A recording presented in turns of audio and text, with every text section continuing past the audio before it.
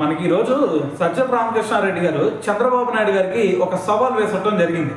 అయితే ఎందుకు విసిరారు భయ్య అంటే, నేను ఆల్రెడీ చంద్రబాబు నాయుడు గారు మాట్లాడారు కదా, జగన్మోహన్ రెడ్డి గారు ప్రెస్ మీట్లోనో లేదంటే బయట ఇంకెక్కడెక్కడో మాట్లాడతాం కాదు, ఒకసారి అసెంబ్లీకి వచ్చి మాట్లాడండి.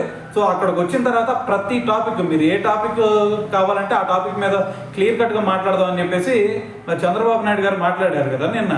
అయితే మరి దీని గురించి ఈరోజు సజ్జల రామకృష్ణారెడ్డి గారు అయితే కౌంటర్ వేశారు.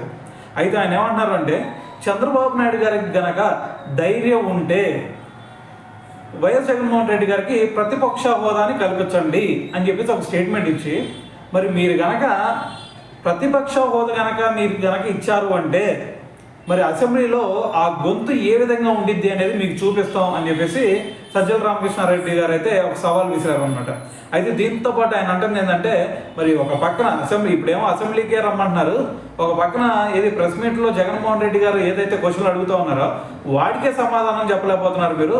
మరి ఆ సమాధానం చెప్పలేక మరి టీడీపీ నాయకులు చాలామంది కూడా మరి పరుష పదజాలంతో మరి వైఎస్ జగన్మోహన్ రెడ్డి గారి మీద విరుచుకుపడతా ఉన్నారు.